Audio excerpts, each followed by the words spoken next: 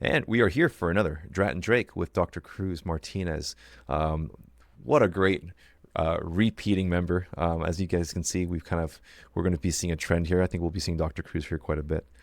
Let's jump into it. Thank you. Last time we talked about kind of the inner demons of what we give ourselves, or our inner voices, which can lead to anxiety, or it stems from anxiety and fear, and can really kind of end up kind of spiraling a person into failure, or whatever their concept of failure is, right? You gave a very good example for a vet student in their anesthesia class, but it could be anything. And we also talked about, the anxiety or the fear.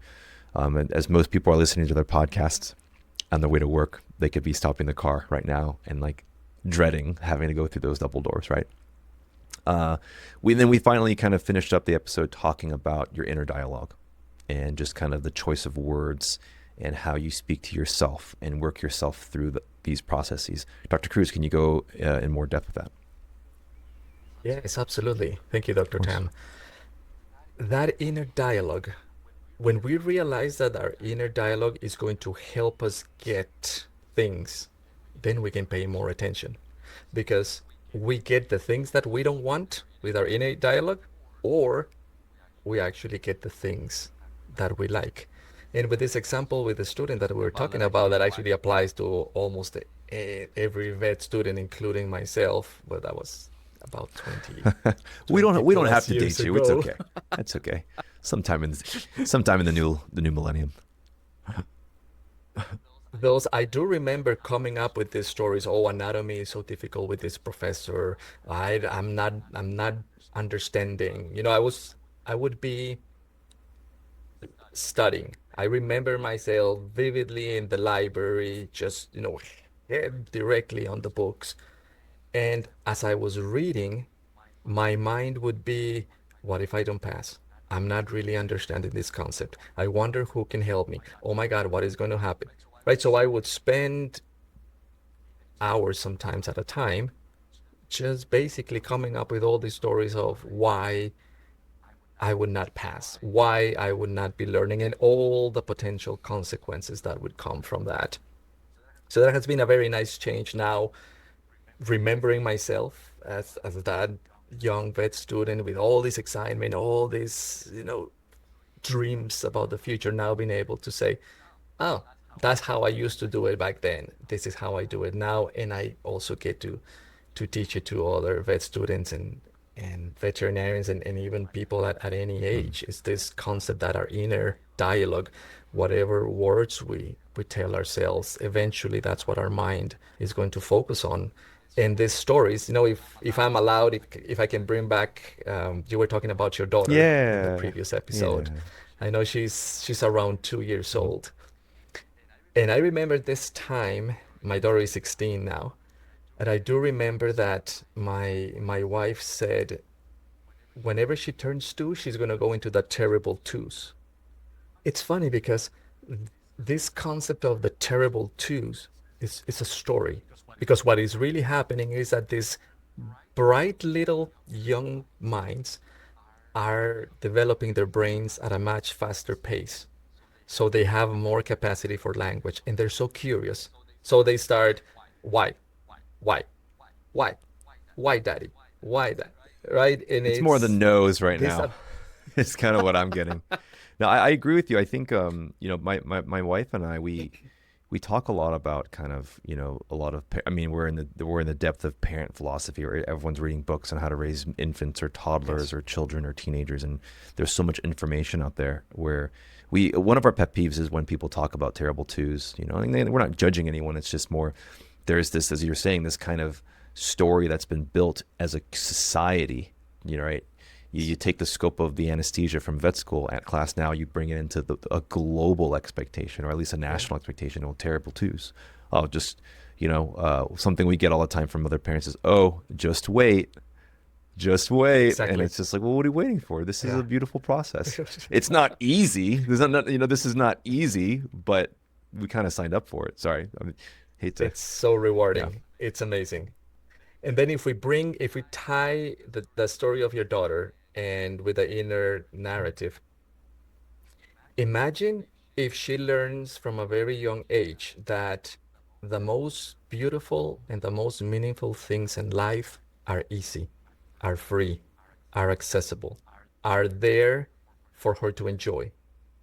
And you can show those things every day. You can say, let's go outside.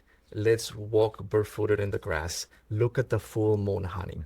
Let's see a sunset. Let's play with the dogs. And even just for you, Mhm. having her smile and laugh at your jokes now, that's probably one of the most meaningful Yeah. things for dads at this Yeah. age. And that's easy and it's available. So when we use this empowering, positive language, our mind becomes this spotlight that is constantly scanning to see, okay, where is the good? Where is the positive? How can I turn this difficult situation into a challenge? Does that make Yeah, sense? absolutely. So what are some of the key words, whether positive or negative, that you've come across, in your studies? Yeah, excellent. Well, the first one would be not call it positive or call it Hmm. negative. We can say that some are more uplifting Okay. and they can renew our energy, and others they kind of drain our energy and they don't build up, they're more limiting. Okay. And I know a lot of my clients go like potato potato at the very beginning, but it's really when we make small changes in these words in our narrative, oh, we immediately start feeling better. So the first word would be try. For example, if somebody invites you guys tonight, to go to a play date at another parent's house, you both are kind of tired and you really don't want to do it. You really don't have any other constraints. You could go. You would probably going to say, okay, well, we'll try to make it. Not sure, we'll try, right? Or when I remember my nephew a long time ago say, Uncle, let's go to the gym. I was like, okay, I'll try to make it over there. I knew I was not going to make it. Yeah. So this word try becomes almost as a justification, a way for us to have a way out. And it's really a very people pleasing way of, because if you invite me for something and I don't want to let you down, in quotes, it's it can be very hard just to say, sorry, Alfred, I would love to go. I really don't have the time I need to spend doing something else. It's more like, "Oh, okay, okay, I'll see you then. Okay, I'll try to make it just in case I might Yeah. be late. I'll I, try s- to I make it super late." agree with you. I feel like it's such like at this point, you're spending more energy trying to dance around the answer than just being upfront and real with someone about, hey, like, either I'm too tired, or I don't want to, or I can't. Yeah, It's like you're scrambling. Oh, exactly. maybe, but I'll try. I don't think it saves room for very meaningful relationship building in the context that we're talking about. Obviously, there's other ways you can use the word try, but specifically for that. It's like, it creates a lot of confusion Mm. and it makes our confidence to decrease a little, because then we feel badly that we didn't say no up front, but then we didn't show up. So almost that we have to come up with an excuse of why we were not able to make it, Hmm. which we know there's no excuse. Yeah. But again, if we use the word try before, it's very unlikely that we're going to say, hey, Alfred, I'm sorry. I knew I was not going to go. I was just not able to tell up front. No, we're going to come up with another excuse. Yeah. Oh, for sure, I want to be there next time. For sure, I'll definitely try. I will try my best to be over there. Right. So it creates this sense of, and I want to do something, but I'm not very authentic. And that word over time, it gets us into almost this mental tug of war Hmm. that I really want to do something, but I'm not. I really don't want to do something, but I do. Right. So Yeah. it's creating this additional Yeah. uncertainty, that life is full of uncertainty. Yeah. There is a beauty to it though. Like when you truly do use the word try authentically, it really does have a lot more meaning to it because now they see that you've, Explain that to me. well, when you do nowadays when I use try, so someone invites me somewhere, I'm like, oh, Yes. you know what, I have a meeting or I have to be somewhere. I think I can make it work. I'm really going to try. And I show up. or I text them saying, hey, you know what? Yeah, I'm actually not going to be able to do it. But it's authentic. I really actually tried and I really wanted to do this. I was committed, right? I think that that's the only time, that's kind of what I'm trying to use it for now, is when the Yes. actions are truly authentic and not just this kind of disingenuine, like, oh yeah, I don't want to just say Correct. no kind of thing. Sorry, I don't mean to cut you off there. Now, if you were my client, which you're Mm-hmm. not, but if you were, and we were in a coaching conversation, I would say that's a great answer. However, you're opening up the door for the word tried to be used as a justification because there are other words that can be used instead that sound you more confident, that sounds that you genuinely want to do something, yet there's a lot of things that are out of your control. So, for example, if you say, I'll do my best, I cannot guarantee, I would love to go, I'll let you know within 30 minutes if I can make it or Mm. not. It's like Okay. for any Star Wars fans out there, Master Yoda said it, do or do not. There is no try, Yeah, right? I could see the subconscious effect on it long term as you're kind of starting to Yeah. kind of, it could chip away at that over time.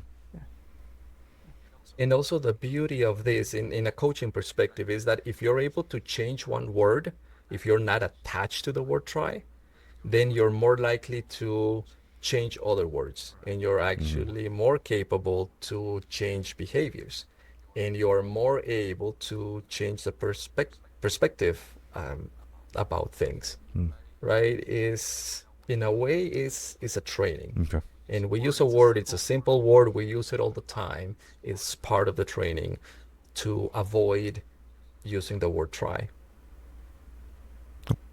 Mm. I'll send you the bill I later know, on right? for Thank you. this 10-minute coach. This will be the last episode with Dr. Cruz today. Good, that's funny. So, now, tell me more about kind of, once you eliminate the try, how does that end up kind of evolving subconsciously into the human mind?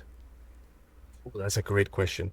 Whenever we make the conscious decision of not saying try that much, we actually start paying attention to the words we're saying. Mm. So, for example, with a lot of my clients, they're telling me a story and they weren't like, "Well, I try not to call my ex." No, no, no, no. Sorry. What was it? Oh, try no. That act of catching yourself and reframing it, that's how a lot of the neuroplasticity changes happen in your brain, right? So we want to be aware that we're doing something, Mm. we are doing our best to change it. However, it's going to take time. So every time I catch myself in saying the word and I rephrase it for another, that starts cementing more of the brain pathways that we actually want to use. Okay. So imagine saying, using that same concept for more words, for habits, for behaviors. So starting with words is part of the training. It's like whenever, if we're going to do a marathon, we cannot start running 10 kilometers at the first time. We got to learn how to stretch. We got to learn Yeah. how to run. We have to know what shoes, what sneakers are best. So working on these words it's part of the process. It may seem insignificant, yet within a week of this intentional way of thinking and catching yourself and rephrasing it, you start feeling so much better. Okay. It's amazing. It's within a week your mood is more uplifted What a and people around you notice it. what are some other limiting words to try to do your best to avoid? The word should. Okay. What emotion does that word evoke, do you think, whenever you have used it? Oh, like, oh, I should have done that. I should have. Yeah, you end up kind of making yourself feel bad that you Yeah, didn't do it or that you should. correct. So the emotion would be, Guilt. yeah, Mm. yeah. And whenever we'd go, oh yeah, I should have done that. Oh yeah, I should have done that. That guilt starts to build up.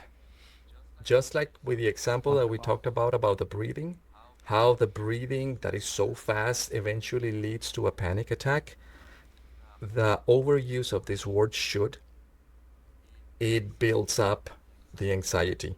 It starts becoming a lot of frustration. It starts becoming more anxiety. And eventually, with this repeating inner dialogue, we believe that we're Mhm. procrastinators. We believe that we just don't have what it takes. When the reality is that we have been having this language pattern, this constant narrative over and over again, that Yeah. we believed What it. I think I want to also clarify, or at least kind of make a distinct point on, is it's not like you're saying that you cannot or should not use these words. It's the fact that when it comes into individuals who are struggling with their mental health or mental clarity, it seems like the overarching theme or the common theme with people who are struggling tends to be an overuse of these limiting words. Is that Absolutely. okay? Then words become like tools. Yeah. Tools are great for building, but if you don't know how to use the tools, then you're not going to build anything. Rough. So that's why using this renewing and depleting of energy instead of negative words, positive words, is a very gentle concept, because that simplicity, it just gives my mind an anchor to say, okay, the more I use this kind of pattern, the more I'm draining my energy, the worse I'm going to feel, and the least amount of things I'm going to be able to get Mm. done. So with this should, it also creates a lot of pressure socially. Yeah. Because then, if you ask me for something and I said, oh yeah, I'm sorry, I should have done that, and then I say it again, and then I say it again, then it starts becoming this friction in relationships, that I told you I was going to do something, I justify myself by saying I should Mhm. have, and it just creates more I, uncertainty. It creates lack of confidence. yeah, it's interesting because, I guess going back into like the philosophy of parenting, right? A lot of how we try to mentor our children is by instilling the word or the concept of should. Well, I mean, you should be sharing, or you should be saying hello to your elders, you know. So it starts from the That's how very it beginning. starts. Yeah. That's the Hmm. root. And in a good way, once we're adults and we identify that this is something that we got from our parents, it allows us to say, well, they did the best that they could with what they knew. It's almost like, I'm not going to take the fault because that's what I learned. However, I am responsible now to make the changes. Yeah. I need to become accountable that what I am doing is a learned behavior that I don't like, and it's up to me to start making the changes. The more gentle we are with our parents, the the more gentle we are Yeah. to ourselves when we make those slow transitions. No, Even if you don't talk to your parents, yeah. right? It's just No, it makes sense. So how does the overuse of the word should end up creating a how does it end up turning a person into spiraling into something more, into a negative mindset or an unhealthy mindset? it's a great question. It's all about that repetition that becomes a belief. And once we believe something and we make it part of our identity, Hmm. it's almost that our minds say, this is who I am. And even I don't like to be a quotes procrastinator, the mind interprets that as this is who I am, that's my identity. And the mind makes a lot of efforts to not break far from that identity. It almost as it defends it. And we start Hmm. looking for excuses to justify that identity to be held. So in simple alternatives can be the word can, the Hmm. word want, the word yet, or even will. Oh, I would like to do it. I know I cannot do that just yet, but I can. Oh, and even more accountable, I can say, oh, sorry, Alfred, I know I needed to give that document to you. I didn't do it. I will do it by the end of the day. Mm. I want to do it. I am very behind with other projects. I'm sorry. Right? When we change this narrative, it gives us Mhm. confidence. It gives us a space to be authentic, and it also helps to nurture Yeah. relationships, to bring friends closer. Yeah, very similar to the whole try, right? Where you're not It's They almost trying to go fill. hand in Okay. hand, yeah. All right. And the last word, and just to Yeah. have three for Yeah. now, is the word but. Mm. That word, if I say, oh, I'm really enjoying this podcast and I think it's going to be great, But but I don't know if I'm going to be able to continue, right? Is I'm going steps, 3 steps forwards, and I pull myself back 5 more. mm. It creates so much mental confusion. And it's funny because that is probably the simplest one to change and is one of the ones that we do not want to Oh, change. it's so powerful. It's such a dominant player in our vocabulary. It has a lot of strength, and the strength is more to keep you feeling stuck, feeling as you're not making progress. Hmm. Because when we replace that word and we use and, then that word makes us go forward. So for example, I can say, I'm enjoying this podcast. And right now, I know I'm stumbling a lot. I know I am doing a lot of filler words. And when I listen to the recording, I can see all these mannerisms that I do and I look away. And I'm getting excited to change that. And maybe I need a different setup. And, right? Then that word truly makes us see that there's a way forward. If I would start by, well, I like the podcast, but this setting is not good. Probably not too many people are going to hear it. They're saying that it's nice, but I really don't think so. So just that change from the word but to the word and creates relief, creates this sense of relief. Hmm. Okay. Yeah. So really, what I'm getting from this is just kind of when you start with these very simple yet powerful words, it creates the foundation of kind of the way you mentally approach tasks, right? And your tasks Absolutely. tied to your emotions, tied to your identity, tied to, again, ultimately your mental health and your mental stability. Does that sound like a pretty good summary of kind of what I'm picking up here? Do you have anything to add to that? It's a beautiful conclusion. Okay. It's very very summarized. Basically, our inner dialogue becomes our beliefs becomes our actions then spiral more words, and then we keep going on that cycle. So we can say, oh yeah, I've been struggling for a long time with this Yeah. mental health issue. Or you can say, oh, I have been working on myself for a long time. I still have a lot of more growth to do. Yeah. I I know I need to read more books, do more other things, right? It's a Yeah. choice. At the end, those words become a choice. I think it's also important to note that obviously, the although these episodes are, bite sized, right? Maybe 20, 30 minutes long, and we're talking about very specific solutions, or at least kind of steps in the right direction. This stuff takes consistency and it takes work.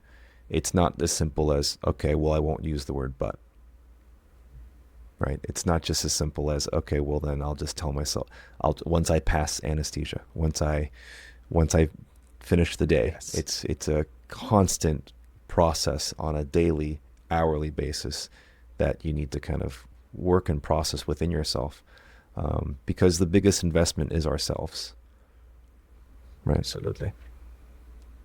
And it's so simple when we think that we have trained ourselves to have this draining kind of energy with the words. So when we want to change, it is literally doing the same process that we have been doing for years We just do it with different words. We have a different intention. Now we are focused on what we want to Hmm. achieve instead of just repeating things automatically. Yeah. That's why change can be felt as something that happens immediately. Because if we realize I have been doing for 30 years this specific pattern, Uh-huh. okay, I'm going to stop that pattern and continue doing what my mind knows what to do, is getting trained. I just choosing Yeah. now to do it in a more empowering and positive way. Yeah. Yeah. Yeah. Funny enough, if we're for when we have our moments of struggling, it's because it's easy for our brain to default, but then it's ultimately making our lives much harder. And so to make our lives easier, we have to first go through the hard process of retraining and kind of reestablishing habits that then can create a positive impact. Absolutely. And the positivity and having an uplifting mood is essential, because whenever we say I'm committed, I'm going to train my mind, I'm going to change this behavior, the mind is almost as it says, no, you're not. No, you're not. You've been doing this kind of pattern for 30 years. What do you mean it's all done? Right? Our bodies, our minds are cyclical. Yeah. We have all this chemistry that has been associated with our beliefs. And whenever, just because we change something, it doesn't mean that that chemistry is Yeah. going to change immediately. That's why staying positive and staying uplifted, really using the imagination, Hmm. is to say, I know I am going to get there. Right now, I don't feel it, yet I believe, I want to believe, I choose to believe that it is possible. I really like that. I'd love to jump more into that in the future with you, because Well, it's I really kind of care a lot about the expectation of the work process of getting to your destination. So thank you so much for all your time today, Doc. We'll go ahead and catch you on the next episode, and we'll kind of keep chipping away at this whole process together. All right, wonderful. all right, Thanks, Dr. of Tam. course. I really Yeah, appreciate it. thanks everybody.